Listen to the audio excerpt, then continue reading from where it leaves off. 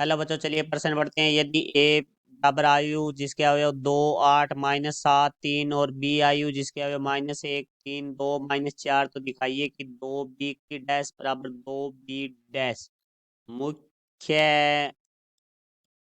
अवधारणा। तो हमारा जो प्रश्न है वो आयु अर्थात मैट्रिक्स से संबंधित है, जिसके अंदर हम बात करते हैं। एक आयु हमारे पास एक्स है जिसके अवयव है हमारे पास ए बी सी डी। और इसका हम जैसे परिवर्त निकालते हैं, जिसको हम एक्स डैश लिखते हैं, परिवर्त करते हैं कि हमारे पास जो आयु है उसकी पंक्तियों के अवयव को स्तंभ में लिख देंगे और स्तंभ के अवयवों को पंक्ति में। तो प्रथम पंक्ति के अवयव है जो एक सी, तो उसको हम प्रथम स्तंभ ए में लिख देंगे।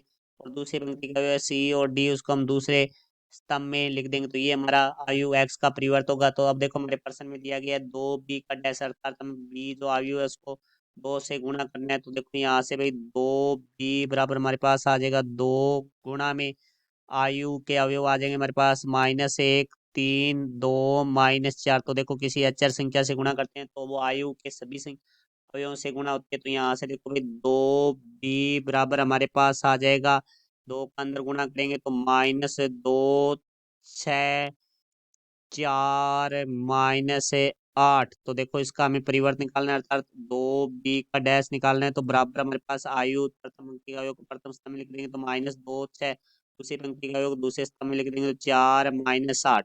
तो उसके बाद देखो हमारे पास है जो दूसरा पक्ष है उसके अंदर हमें पहले बी डैश निकालना है। तो देखो बी डैश बराबर अर्थात हमारे पास जो आयु बी है उसके के प्रथम पंक्ति के अवयव को हम प्रथम स्तंभ में लिखेंगे। तो देखो हमारे पास प्रथम पंक्ति में अवयव है वो -1 और 3 है, तो हम इसे प्रथम स्तंभ में लिख देंगे -1 3।